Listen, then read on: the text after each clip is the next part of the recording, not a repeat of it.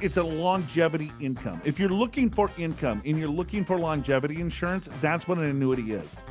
It is income, period. It's insurance, period. It's not an investment. Stewart from Sierra Mesa. Sierra Mesa, here in San Diego.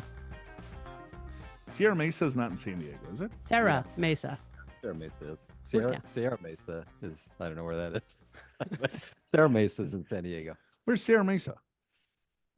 It's next to USC, I think. So right by where I live. Where you used to live? Yeah. Yeah. I've never heard of Sierra Mesa. It's between the 805 and the 15 north of Friars, south of Arrow Drive. Huh. I mean, that's right by our office. I'm so clueless. Look it out. Okay. I was thinking like Northern Cal.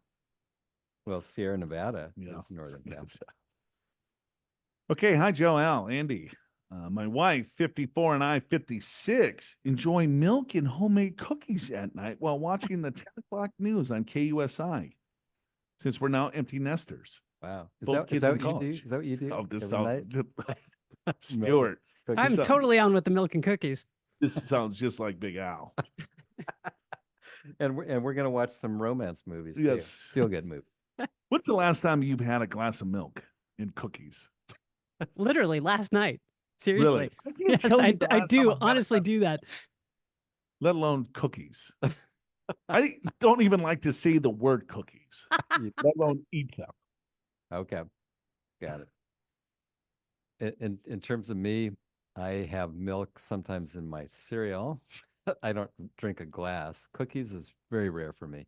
Actually, drinking milk and eating a cookie at the same time, Yeah. You 20, 30, 40, 50 years. You still eat cereal? Well, you're in your 60s. So you can have cereal? Yeah. What, But Cheerios? Healthy cereal. No, I mean, yes, stuff that's Fiber? Super high- nut fiber? high fiber. I actually eat a lot of oatmeal. But Now hang on, you're vegan, right? So are you using fake milk? Are you using cow's milk? Yeah, no, I use oat milk. Got but it. Okay. Yeah, it's not dairy. Yeah. Yeah. And I would say not 100% vegan. I'm probably more of a pescatarian that doesn't have much dairy, but close. If you want to be specific. Got it. Okay, let's get back to Stewart. He seems a little bit more exciting. With his milk and cookies. All right. He commutes 12 miles to work each day with my compact, economical 2012 Lexus Hybrid. Still gets 50 miles an hour per gallon. But that's a hybrid. Well, he did say 50 miles per hour. I think he meant 50 Miles per 50. gallon. gallons. I don't know. Yeah, 50 Whatever. miles per Well, gallon. my wife commutes 1 mile to her office on her beach cruiser bicycle. I really enjoy your podcast and want to give you a big thank you to the three of you for providing such entertaining, valuable financial education. Well, thank you, Stewart. Okay. Have a cookie here's for the us. question. Has Joe modified his position? Yes, excuse me. Nothing. Go ahead. Keep going. What would you say? I said, have a cookie on us. Oh, yeah, there you go. Have a couple. My question, has Joe modified his position on annuities lately? I recall a few years ago when rates were low, Joe would go on some really fun, entertaining rants about what a big ripoff annuities were versus other financial opportunities for your safe money. Seemed like Big Al used to get a couple of words like, if you live a long life, then annuity might be right. Yeah. That's his slogan. He goes around, if you live a long life, annuity might be right.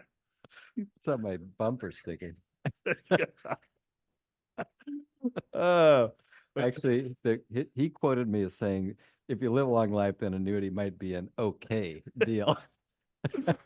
But by and large, annuities were panned for years on your show. Ooh. Panned.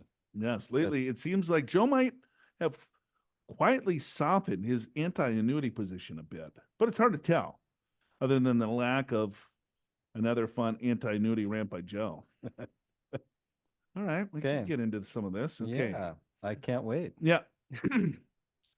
When rates normalizing the past couple of years, I put 50% of my savings into a CD, 5% rates, in annuities at 6% rate, leaving the other 50% of my savings in the stock market.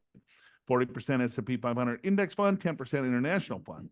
If rates go down, my CDs will be that much more valuable. And I can always choose to sell them for a nice profit on the secondary market. E.g., I got 20% profit after holding 3% CD for 2 years. This way back in 2020. Regarding the annuities I purchased, if I choose to defer for 9 years, when I'll get my planned retirement at age 65, the GLWB, Guaranteed Life Withdrawal Benefit, will have a lifetime payment percentage of 13%. So the internal rate of return will be 4.4% when I'm 81, 5.7% when I'm 88, and 6.4% when I'm 96. Yes, longevity runs in my family. These days, it seems to me like these zero risk, decent rate CDs and annuities are a better place for my safe money than the high risk bonds you used to recommend several years ago. When did we recommend anything on this show, Stewart? No, and we actually never even suggested high risk bonds make any sense. But Bond funds have performed poorly and returned a total of only 6% over the last 7 years. And 3% of those years were being down anywhere from 2 to 16%. Curious. What do Joe and Big Al think about CDs and annuities now? Thanks. Love your show. Stewart. All right. okay, oh, Milk good, and cookies. good stuff. Okay, let's sit back and wind Joe up. No, well, okay. I just have to understand what type of annuity that I purchased. It looks like he purchased a deferred annuity at a 6% guaranteed rate, or is that a 6% rate on the guaranteed benefit? Because he's already doing the internal calculations or the IRR, because that's the most important piece of any type of annuity. Am I a fan of an annuity? No, I still don't think they're a good investment. I still think it's pretty much it's a longevity income. If you're looking for income and you're looking for longevity insurance, that's what an annuity is. It is income, period. It's insurance, period. It's not an investment.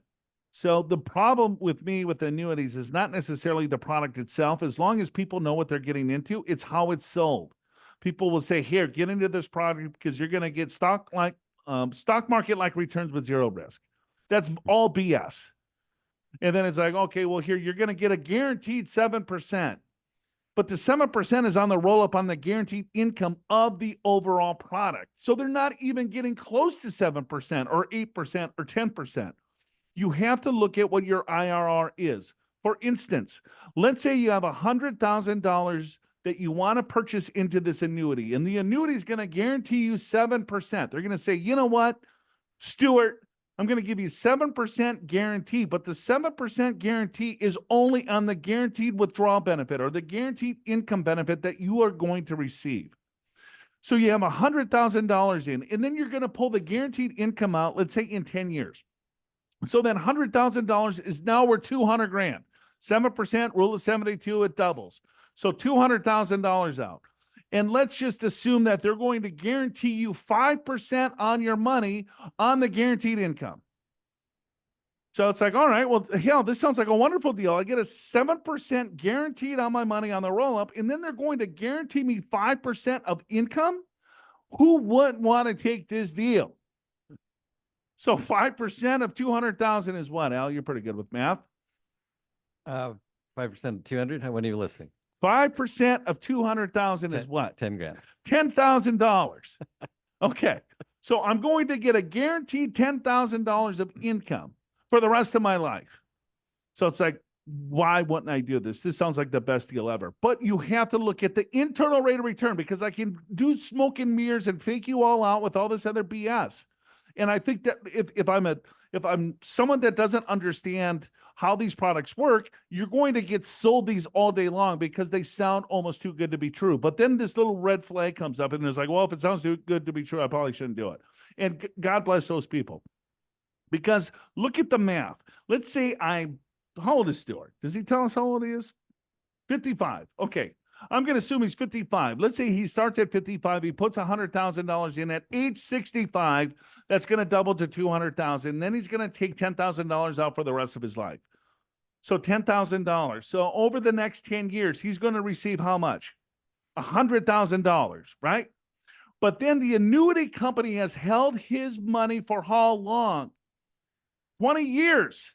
The first 10 years for the roll up, and then the next 10 years, they just paid him his money back. So the annuity company held his money for 20 years. What rate of return did Stewart make?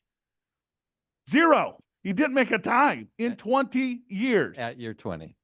And then now he starts making a return, and now I'm cramping up because I'm getting all excited here. Legs cramping.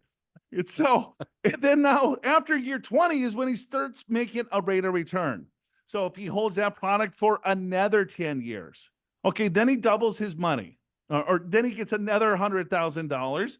So it's like, okay, but that took him 30 years, 10 years, right, for the accumulation, 10 years to get his money back, and another 10 years to get another $100,000 out.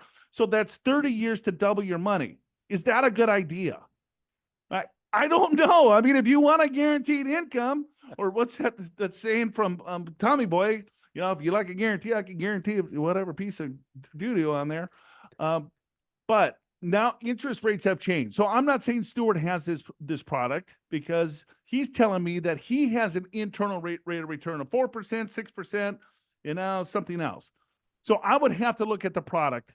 I would have to look at the guarantees that the insurance company is actually giving you. I'm not a huge fan of guaranteed income benefits because most times the internal rate of return is very low. Insurance companies are very smart. They're going to make money. So if they're thinking you're going to get a guaranteed benefit, or you're going to get a guaranteed rate of return, an internal rate of return of like 6, 7%, the insurance companies would lose on that deal. So I don't know. I would have to take a look. Am I a fan of annuities? No. I think you made that clear. Good rant. I think CDs are great. I Right love now. CDs. But Gonna name my your child CD Anderson. I think I don't think we've ever discussed high risk bonds. We actually don't particularly care for them, because the extra risk that you paid, the income you get for that, or extra income, we don't feel is compensated by the risk. I think low risk bonds are a good way to go. I think they're still a good way to go. They haven't done great. Yeah, 3 out of the last 6 years. I agree. But if you look at in history, they've done just fine. So he's got a guaranteed life withdrawal benefit, will have a lifetime payment percentage of greater than 13%. So the internal rate of return is going to be 4.4 when I'm 81. Yep. Yeah. If this is actually true, then go for it. Right? But if you want the income and you want a guaranteed insurance on income, longevity insurance, and he says he's got longevity. So the longer you live, the higher internal rate of return that you're going to receive, because there's going to be mortality credits within the overall functionality of the product, because a lot of people that do this are going to die prematurely.